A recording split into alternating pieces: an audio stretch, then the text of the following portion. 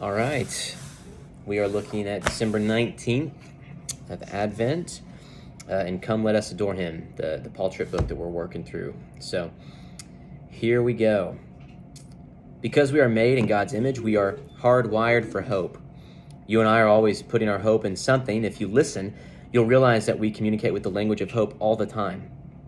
I sure hope it doesn't rain today. I hope she isn't mad at me. I hope I can do what I promised. I hope they win the championship. I hope they can get along for once.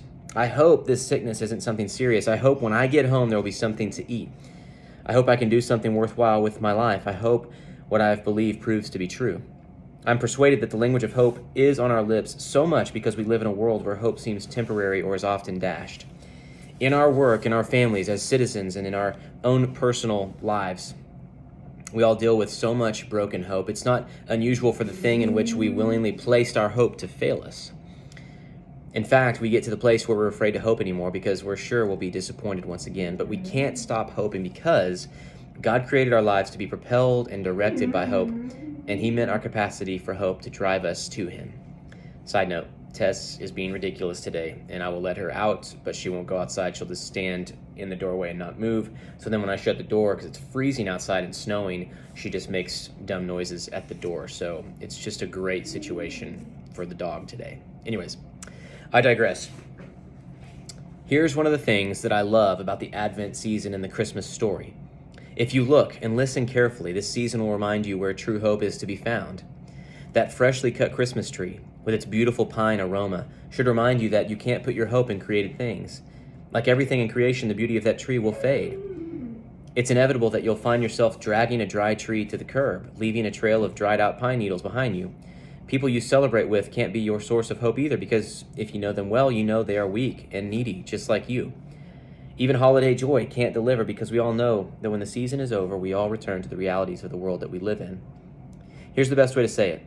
The Christmas story reminds us that hope will never be found if you look horizontally. True hope is found only when you look for it vertically. It's not enough to say that God gives us hope. What the Christmas story declares to us is that God is hope, and that hope is attached to two glorious aspects of His character. First, God is perfectly holy in every way. It is the holiness of God that causes Him to be angrily intolerant of sin. Now, I want you to think about God's anger. You could argue that God's anger is the hope of the universe. If God weren't angry about sin, there would have been no cross, no hope of salvation for sinners. You would not want to live in a world where the only one ruling the world was incapable of righteous anger. God's anger with sin is a product of His holiness. But there's more. God is not just perfectly holy, He is also bountifully loving.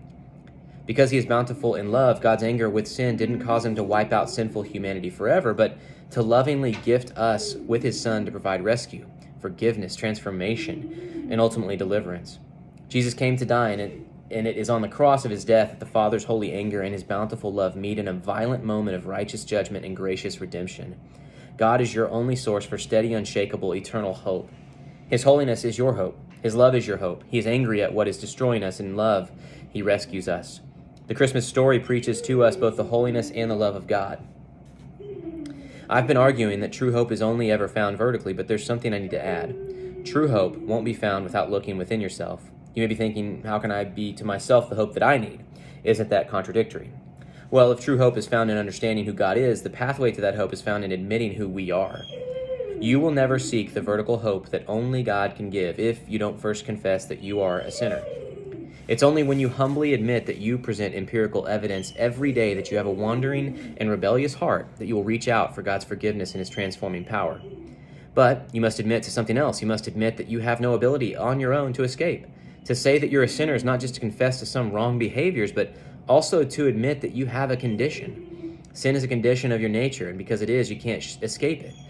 You have no ability to run from yourself. The Christmas story confronts us with our inability, because if we had any ability whatsoever to save ourselves from sin, the birth of Jesus would not have been necessary. The Christmas story reminds us that hopelessness is the only doorway to true and eternal hope.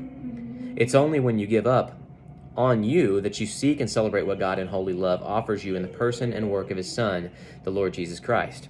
It's true that hope isn't a thing, it's a person, and His name is Emmanuel. Celebrate hope. It's Christmas. All right. Thank you.